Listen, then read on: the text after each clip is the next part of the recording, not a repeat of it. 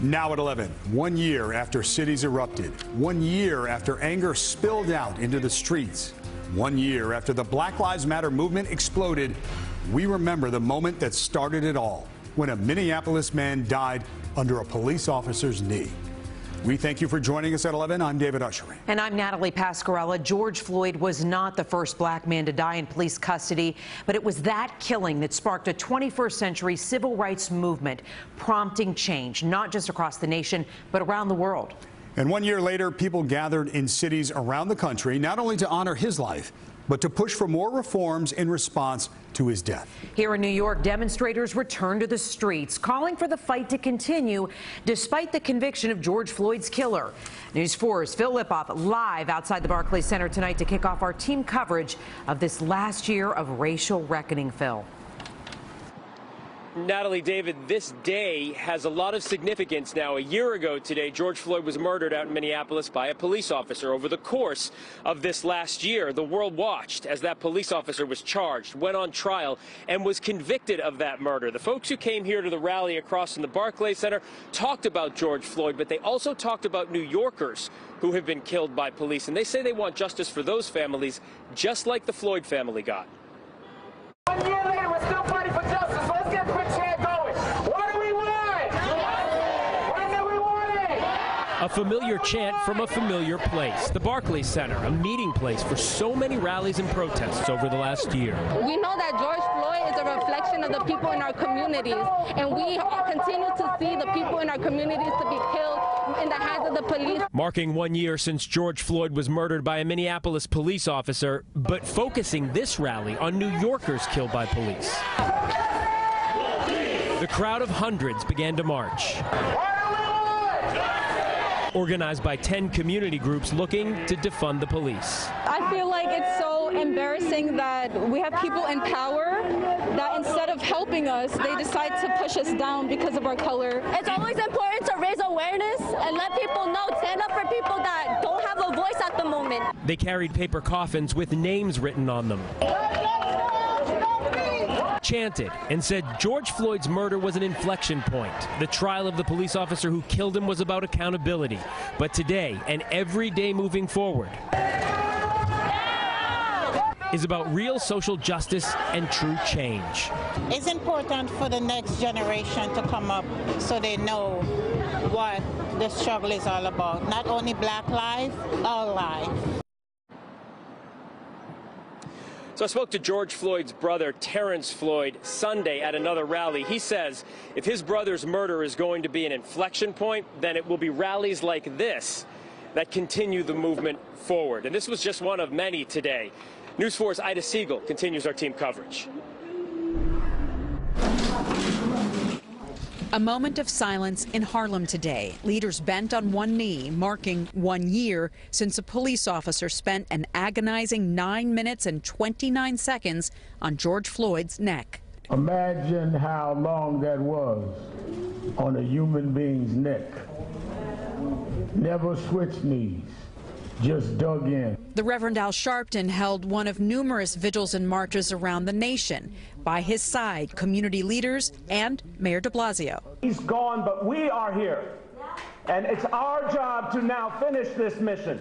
George Floyd's family was in Washington today, meeting with lawmakers, including House Speaker Nancy Pelosi, about a federal policing bill. They later joined President Biden in the Oval Office. He did let us know that he supports passing the bill, but he wants to make sure that it's the right bill and not a rush bill. The George Floyd Justice in Policing Act has passed the House, but it's stalled in the Senate. Senate Republicans oppose parts of the bill, like restricting qualified immunity, making it easier to sue police officers. Senator Cory Booker says they're working on getting it passed. I think we still have a ways to go, and I would say still some weeks to go, but the progress is so promising. On the state level, there are new laws. At least 3,000 policing-related bills have been introduced in legislatures. More than 30 states have enacted new police reform and oversight laws. But still, more than 1,000 people in the U.S. have died following police encounters since George Floyd's murder. America saw what brutality and inhumanity looks like and decided that we've had enough. Ida Siegal, News 4, New York. Civil rights and social justice issues were the focus of tonight's New York City Mayoral Forum, hosted by the National Action Network and moderated by Reverend Al Sharpton. All 8 Democratic candidates gathered in person for the first time to share their plans to close the city's racial gap. News 4's Government Affairs reporter Melissa Russo has their answers to key questions. We need to fundamentally reduce the role of the police. In Harlem, in person, Reverend Al Sharpton questioned the Democrats running for mayor about their policing plans. Up first, Sean Donovan, who got himself arrested on this anniversary of George Floyd's death. I would appoint a police commissioner of color because I think we need, at this moment, different leadership. Do you think that it matters the racial background of the police commissioner? You know, I think it is important to have the awareness racially. I'd look for the best candidates, and it's clear that amongst those best candidates would be men and women of color. This is personal to me. You know, I was adopted, and my 2 siblings were adopted who were black. Most candidates stopped short of promising to hire a police commissioner of color. It is highly likely that it would be a person of color. I'm not going to commit to a specific person, individual, because I do think we need a nationwide search. We need to reallocate money to invest in violence interrupter programs. The candidates made sure to mention some New York victims of police misconduct to whom Sharpton dedicated his career of activism. I remember when Amadou Diallo was shot 52 times. Diallo was actually shot 41 times back in 1999. Even former police captain Eric Adams flubbed that number tonight. Was shot 44 times. The NYPD has disbanded some of its special plainclothes units responsible for shootings, including Amadou Diallo's. Now gun violence is spiking in the city. We need a plainclothes unit. People, don't let people dupe you.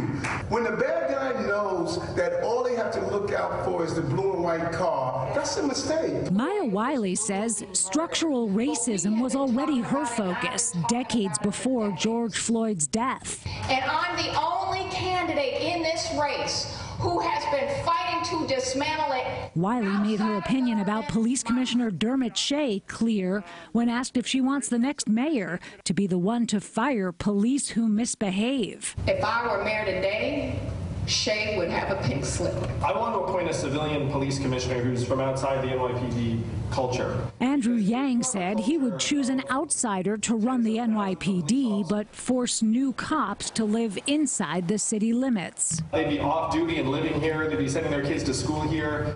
Diane Morales, who has some of the most dramatic plans to downsize the NYPD, was scheduled to attend the forum, but she canceled, citing a family emergency.